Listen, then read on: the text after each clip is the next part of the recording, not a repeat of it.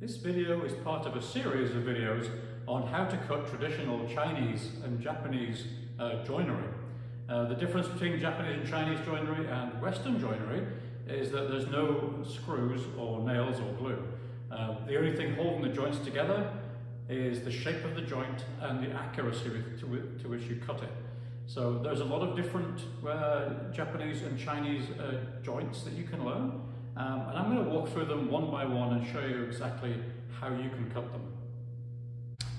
In this video I'm going to show you how to make a wedged through mortise and tenon. So it's very like the mortise and tenon that I covered in a previous video, where this piece has a tenon, it goes into a mortise. The difference is that we make the tenon go all the way through the other side of the wood, and then we add two wedges, usually in a different coloured wood, to make it more decorative and a little bit stronger. Let's start by looking at the tools you're going to need. So first of all, you're going to need a marking gauge. This is absolutely essential for laying out the joint. You're also going to need a combination square and a marking knife, or just any kind of sharp knife will do. After we've laid out the joint, we're going to do some sawing. So you're going to need a saw. You can either use one of these tenon saws, or you can use a Japanese pull saw if you prefer that. Then we're going to need to do some chiseling. You're going to need a broad chisel. This is like a beveled edge chisel. You can use this kind.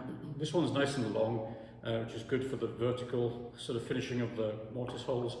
I also like these Japanese kind of wide chisels for doing the sort of pairing type thing. That's quite good. And then to cut the mortise hole, you'll need a mortising chisel, which is just a little bit smaller than the hole you want to cut. So mortising chisels have parallel flat sides, so it makes it easier to get the mortise square. And then to use the chisel, of course, you'll need some kind of a mallet. You can use a plastic mallet like this with this has like sand inside or something, that makes it a dead blow. You can use that kind, or you can use a wooden mallet or whatever kind of mallet you've got. And then for the through mortise and tenon, you'll absolutely need to have a router. You can't do this accurately without having a router. This is an essential tool for this particular joint. And then after we've pushed the tenon all the way through and we've put the wedges in, we'll need to get it flush with the surface, and for that you'll need a plane. This is my really nice Stanley plane. I've had this one for about 35 years. These last a really long time, but any kind of plane that you've got will probably work. So the first step in making this joint is to mark off the length of the tenon. The tenon, assuming we're going to join these pieces of wood like this, you know, where the end grain of this one is going to go in the side grain of the long grain of this one, like this. This is going to go all the way through, and in fact we need to make it. You'll see later why. We need to make it stick out from the other side a little bit, and then cut this off afterwards. We need to make this tenon, basically the width of this piece of wood, plus about ½ an inch or 12 millimeters. So I'm going to start by setting my marking gauge to the width of this piece of wood, plus about ½ an inch. So that plus, you know, it doesn't have to be precisely ½ an inch. It just has to, you just have to have a little bit sticking out the other end. You'll see exactly why that is later. So yeah, I'm going to go with that. I think that's enough. So lock that off there, and then use this setting to mark the shoulder line on the tenon. Going all the way around like this, and then once we've done a light line, then we're going to do a much heavier line. This, of course, is not only marking the position of the shoulder, this is also cutting through the surface fibers, so the wood grain that's coming through here is actually being cut at this point, and it's being cut in a very sharp straight line. So the next thing we need to do is just mark this top face and this bottom face with another line about ½ an inch or sort of 8 millimeters, something like that, across here. This line is not very critical. We're going to actually cut this piece off later, so it's not a very important line, but we do need a line here. We are going to saw along this line later. Okay, so I'll cut out the line there. So the next thing we need to do is decide on the width of the tenon. It needs to be, the tenon needs to be slightly wider than the chisel. So with my marking gauge set to the appropriate setting, I need to scribe a line down the side like this, and also across the end. down the other side. And I need to do that on both edges.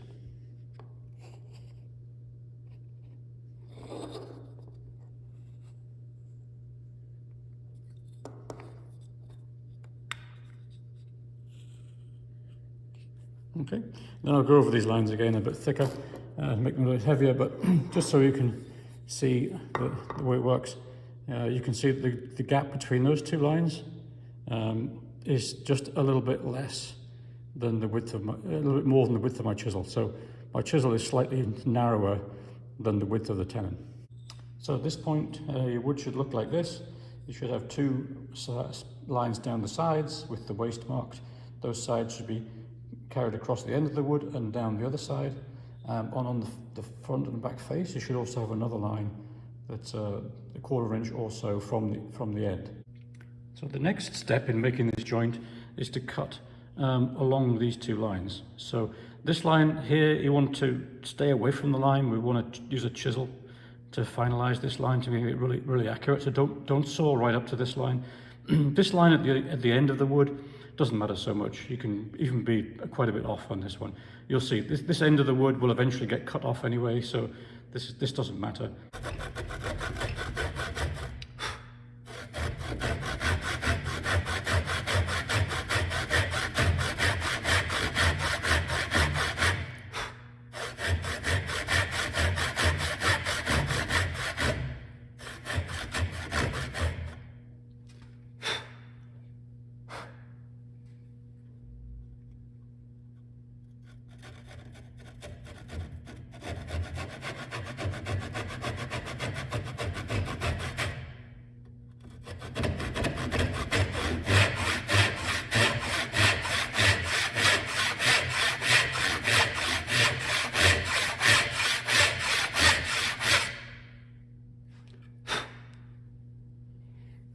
Yep, that's perfect. Now, to make the chiseling a bit easier, you can also cut a few more cuts in here. If you want, you don't really have to. I'm going to do it this time, just to show you how it looks. So next, we need to remove all this waste wood in here. And the best way to do that is with a broad chisel.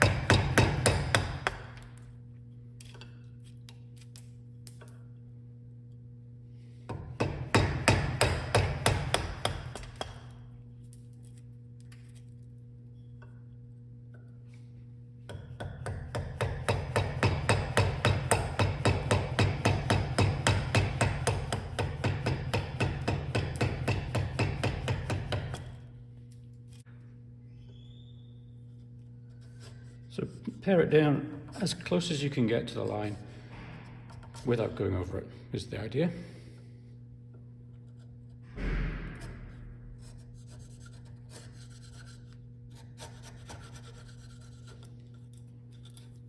Okay, I think that one's good enough. And now I need to flip it over, and I'm going to do the same thing on the other side. So once we've used the chisel to pare it down, pretty close to the line, the next thing we need to do is finalize this shoulder here. So we want to cut it where that line is, but we can't cut that much in one go. That's too much. So we need to start off by cutting maybe half of this, by putting our chisel halfway between where the cut is at the moment and where the line is, making sure our chisel is vertical, and just go straight down. Like so.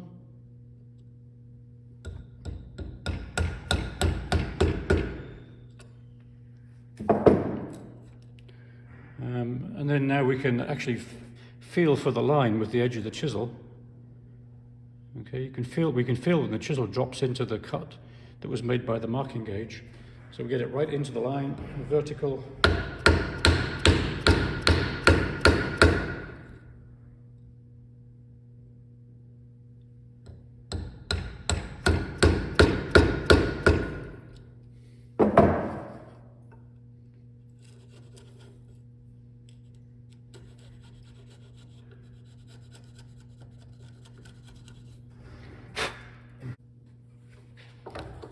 So at this point, your piece of wood should look like this. Okay. So you need to set the depth of your router plane to be kind of on your line. You can see it's just a little bit lower than where I currently am. And it's very important to set your router plane only once. If you're making lots of mortise and tenons, or lots of these through mortise and tenons for a particular project, you want to use one of them as a template and have all the others be identical. In order to get them identical, you need to make sure that you don't adjust the router plane after you've made the first one and use the exact same settings for all the others. So the reason that we left this piece on the end here is so that it can support the other side of the router plane. By having it supported on both sides, then we're sure that this is absolutely flat to this surface of our joint. So we use the router plane by holding it down firmly against the surface and just rotating it like this. And just take your time. There's no hurry here.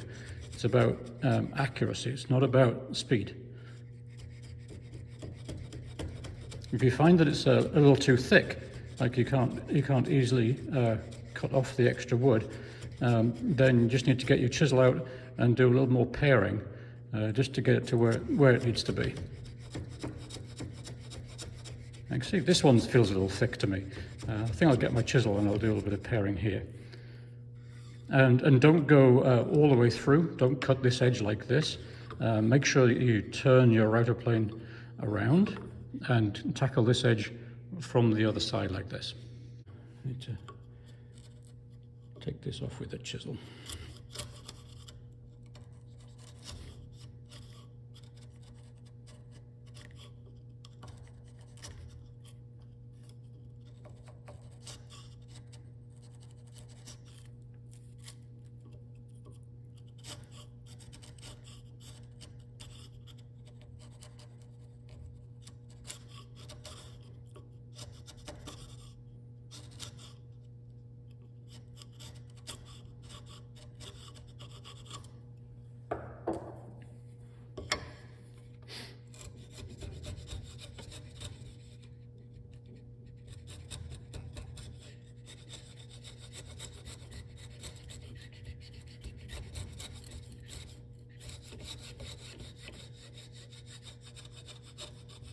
Once you get it to this stage where you've got perfectly flat sides or cheeks on your tenon, and also you've got nice and clean on the shoulders, right?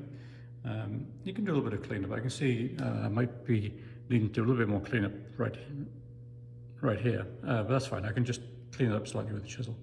So at this point, these little pieces on the end have served their purpose. They were only here to support the router plane on two sides. Now that we've cut this out, we can take a saw and just cut this piece off the end, just to get rid of it.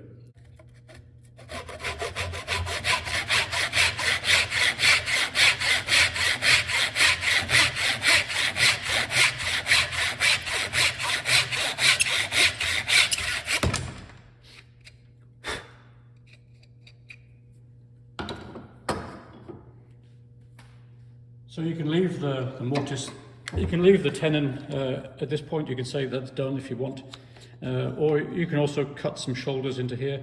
I usually cut some shoulders just because it hides the edge of the mortise hole. So I'm going to go ahead and I'm going to scribe a thin line here and just use my chisel and just remove a tiny bit of wood from the edge here, just to create a small shoulder at the.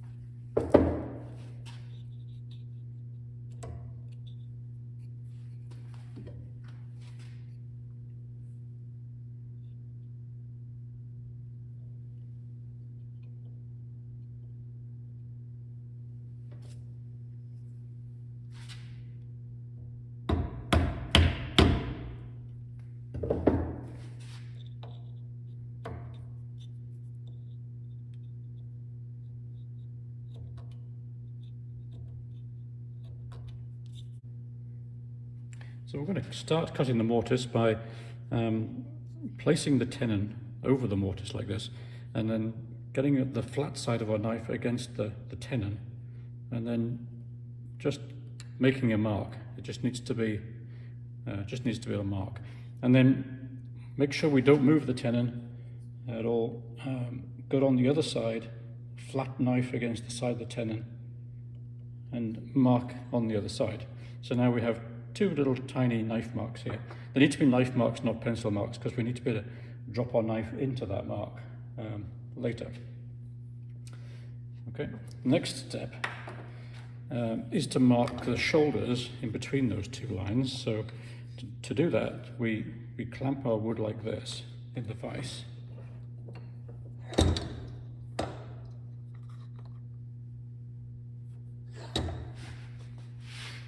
And this is also how we're going to actually do the cutting in a moment. We just line it up like that in the vise. And then we're just going to very lightly scribe a line. This line is not super important. We're going to look at the two marks we did before, and we're going to just scribe a line roughly between them like this. It doesn't have to go all the way to the end. Okay, and then we're going to put our tenon on the other side, tighten it down, take our marking knife and go from that line to that line. That's going to be where the mortise is going to get cut, but we're not really going to use the lines. We're actually going to use the face of the tenon to do that. But now that we have those lines, we can square them up. So now we take our combination square. It's important to keep the square on the outside of the joint. So what I mean by that is that the flat edge of the marking knife should be against the ruler or against the steel, and the beveled edge needs to be inside the waist. This is the piece that we're going to cut out. So we also need to just drop our knife into the mark we made earlier, and then slide the ruler up, and then keep making sure we keep it firmly against the wood. We can use this line that we scribed to know where the ends are, and we just need to make a line across here that's at 90 degrees. Okay, and then we do the same on the other side. Again, we need to turn our knife around so that the flat side is against the ruler, which means we need to put our combination square like this. This is awkward for me because I'm right-handed. We need to drop the knife into the little mark we made earlier, slide the ruler up until it's flat against the face of the knife, and then scribe a line across the wood like this. Okay, so at this point we have 4 lines scribed on here, which show us exactly where the mortise is going to get cut.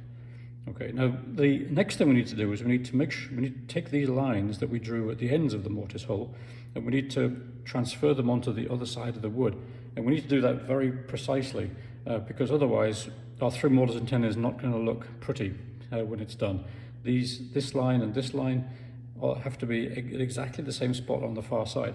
So the way that we do that is we go back into our line here, run that up, and we just create like a very tiny nick in the wood on the corner. So this isn't going to ruin your furniture, because when you finish this piece of furniture, you'll probably, you don't want these sharp corners. You'll be rounding these corners off, either by rounding them off or chamfering them, whatever, or just with some sandpaper, whichever way you do it. But this tiny little nick here will get removed by that finishing process. So again, slide up to the line, little nick on the corner. Then we need to take it and turn it around a little bit. Okay, so I think I'll hold it in the vise just to keep everything steady. Okay, now I can find this little nick that I made. I just drop my knife into it, and now we can go slide the combination square up to it, and then we can make a nick in the opposite corner. Okay, same for this one. I think I did this way around, so flat side of the knife, nick on that corner.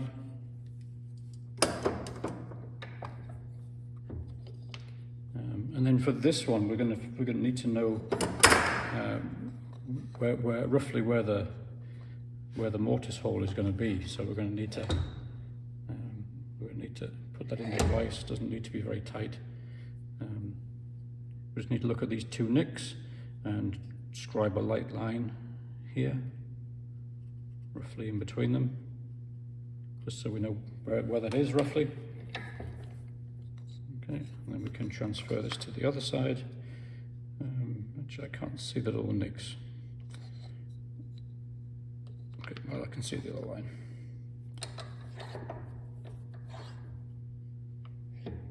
Like this. Scribe a line on the other side of the mortise hole. Just a very light line, just so we can see where to go across with the combination square. Okay. This layout part is the most important part of doing a through mortise and tenon. To get these two lines here at exactly the same place as on the opposite side of the piece of wood is the most important thing. Okay, so then we drop the knife into this, slide the combination square up to the flat side of the knife. Now this line is guaranteed to be exactly the same place as on the other side of the wood. And then again on this side, again we drop our knife into the little nick on the corner. And just switch hands. Drop it into there. Make sure it's flat against the knife. Very important to get this super accurate when you do this. And scribe a line. So now we have 4 lines scribed onto this face, and we have the same 4 lines on the other face, and the positions of these lines is exactly the same as on both sides, to within about 1/1000th of an inch. So the way that we're going to cut this mortise hole is by using the tenon as a guide, because what we want this line here, or this cut here, to exactly correspond with the depth of the cheeks on the tenon. So we can just take the cheek of the tenon and we can just place it up against this here, and then we can tighten that down in our vise like this, and then we can use the tenon as a guide. And you'll notice now that the point of my chisel is exactly on the line. So I don't have to try to get it on the line and try and get it vertical. I can just use the tenon as a guide.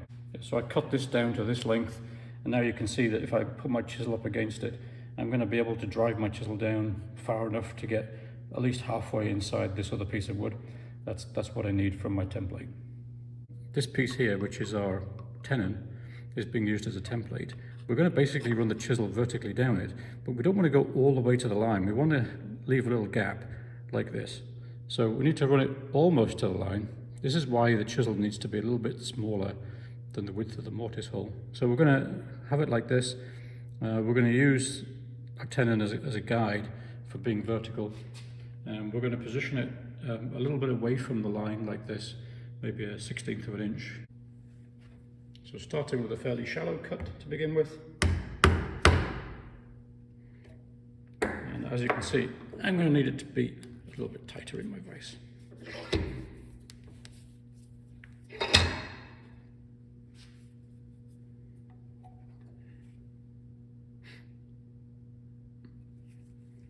Okay, so a bit vertical, do another one a little distance away, again keeping a few millimeters away from the tenon template thing.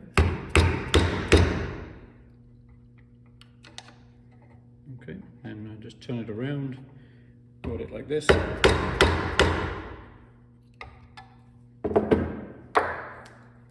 Seem to be having a problem with keeping it tight in my vise.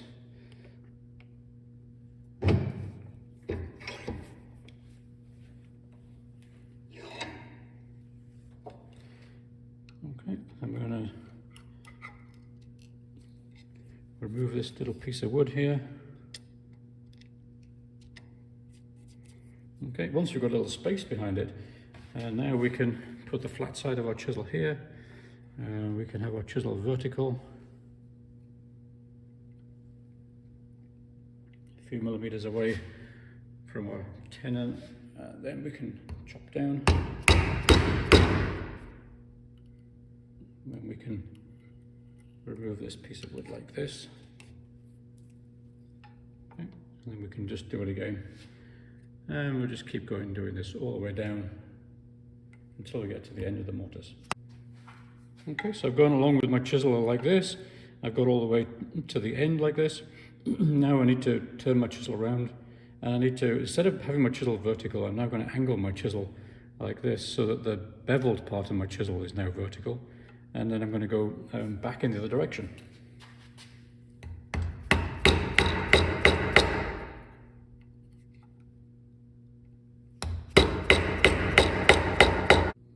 So once you've got the hole cut all the way through the wood, at this point it doesn't matter, the hole's very rough, but that's fine. We just want to get it all the way through and approximately in the right place. And the next step is to make the edges of the hole in the right place and perfectly smooth. So what we're going to do for this next step is take a broader chisel.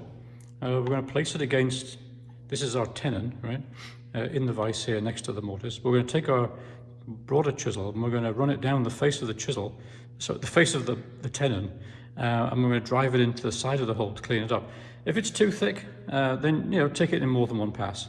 Do a sort of rough pass first, and then get a little closer and a little closer until finally you're taking very fine shavings by being like exactly hard up against this tenon.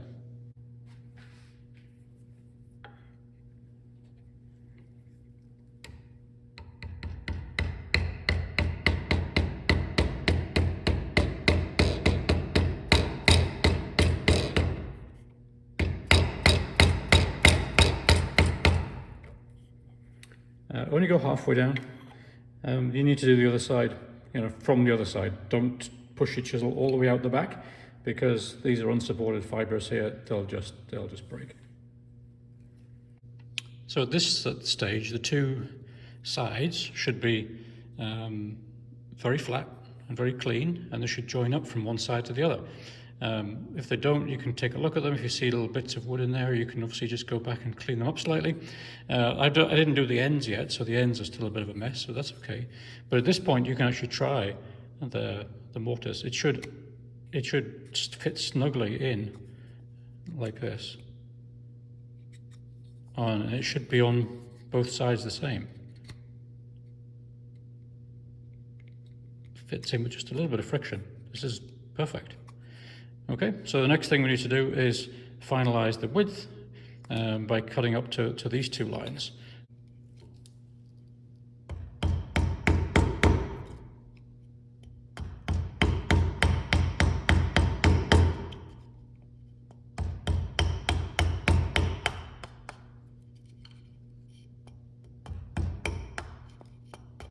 So once you've cut the ends, so the joint is kind of now finished, it's a good idea to check your work. This one's just big enough that I can put the combination square in, but on a larger one it's a little bit easier. But you can put the combination square flat against this side and down against the bottom, and you can check that it's perfectly aligned with the bottom of the hole on both sides. So that tells you the hole goes just straight through. Combination square is just a little big. So good, now we can do our first test fitting. So we can now try to put the tenon in the mortise and see what happens. Okay, so I'm going to fit this piece over here. It's pretty tight. I'm not sure if I'm going to get this in by hand. I'm going to try tapping it a little bit with a mallet.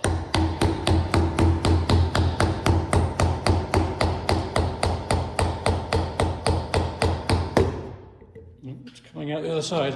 I think I need to just turn it like this for a little bit. Okay, well, shoulder goes in pretty tightly. Let's see at this side. Not perfect. No, we have some little gaps here. Fortunately, we're doing a wedged mortise and tenon. By the time we put the wedges in, it's going to force the sides out, which will actually close up these gaps. But of course, ideally, you wouldn't have those gaps in the first place. You'd make it a little better than this, but it's not bad. I'm pretty happy with that. So you could choose to leave this joint like this. You could either leave it sticking out a little bit, which some people could like the look of. You could take a plane and you could plane it.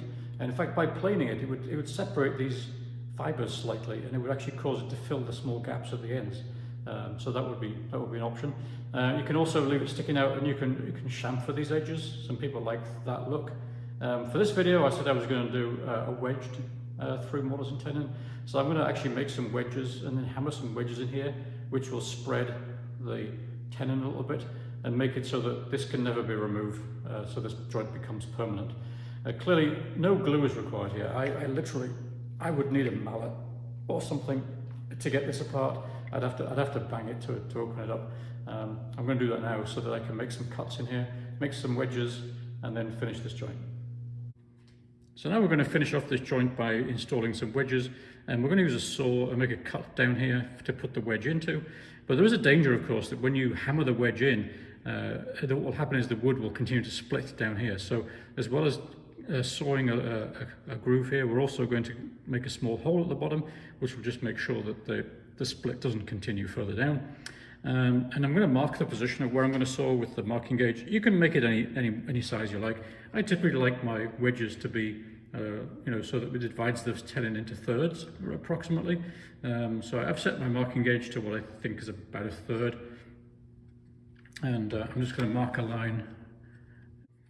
I want a pretty thin cut with not much curve, so I'm going to use this saw. This is actually a hacksaw. It's meant for cutting metal, but it works fine for cutting wood. It just takes a bit longer.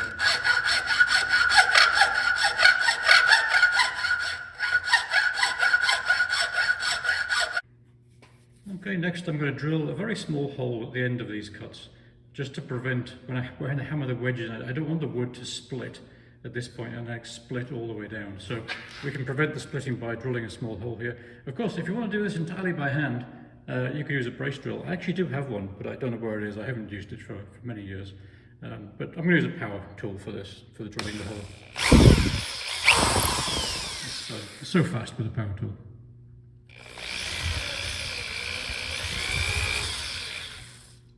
So now to make the wedges, I've got this pile of offcuts on my bench.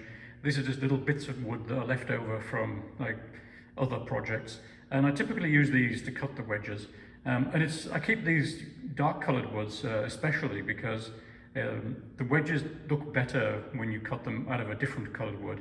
In fact, I can see one here that is already cut into a wedge shape. So I'm going to cut my wedges out of this piece today. So my wedge wants to be the same thickness as my tenon. So I can just place my wedge wood up against my tenon and just take a marking knife and just mark a line up the back.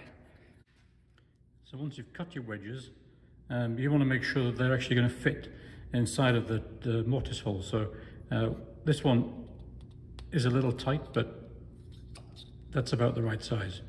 What I did was I just sandpapered it a little bit and then tested it and then sanded it a little bit more until I got to a point where it's a reasonably tight fit in the mortise hole. So here I have my mortise piece. Here I have my tenon with the slits cut in it into holes. Here I have my two wedges. My wedges both fit inside the mortise, but they're reasonably tight. So now I need to do the assembly. And before you assemble this joint, if you want to do any sanding, you should sand it at this point. I did just sand this one, so it's good to go.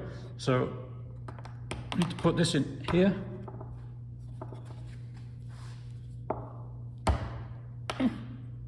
Make sure that it's all the way down. Get your two wedges. Put one on each side. Doesn't matter if the wedges don't go all the way down, that's fine. You just hammer them in as far as you can. These ones are made of Wedged. Wedge is a pretty hard wood. Together.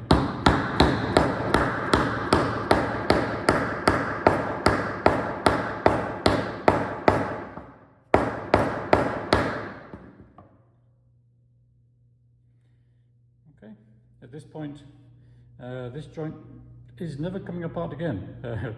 This joint will be together now for hundreds of years without coming apart. It's very, very strong at this point.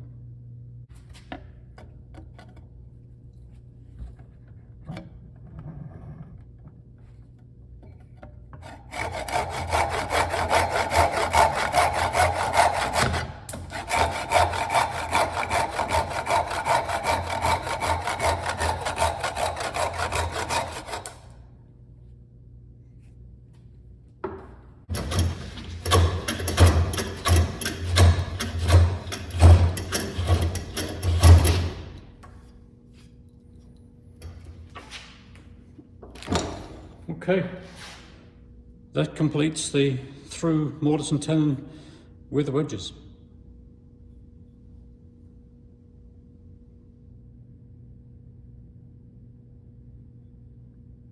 That's the end result that we got.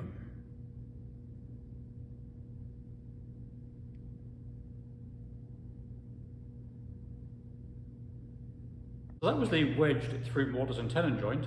It's a really nice joint. It's quite decorative. It's very strong. Comparing that with the mortise and tenon, which we did in a previous video, the mortise and tenon is obviously not as attractive. Having the wedges on the end makes it look a lot nicer. The wedged one is also stronger. This one can't be dismantled. This one, if you pull it hard enough in this direction, the joint will disassemble. And if over time, if there's vibration, the joint could gradually work its way apart. This one is never coming apart. This is going to be forever like this. This will last for hundreds of years without coming apart. So this one is stronger and it's more decorative. This one can be disassembled, so you can repair or modify the furniture afterwards if you want. So that might be an advantage. If you want to combine the advantages of both of these together, you can do what's called a pinned through mortise and tenon, where you allow the tenon to come out further and then you put a pin through, where the pin could be removed to be able to dismantle it. That's some of the advantages of this, not quite as strong. Some of the advantages of that it can be reversible. So I'll cover that in another video. Actually, I'm going to do a sword tip mitre mortise and tenon in the next video, and it will have a pin, so you can see how that works.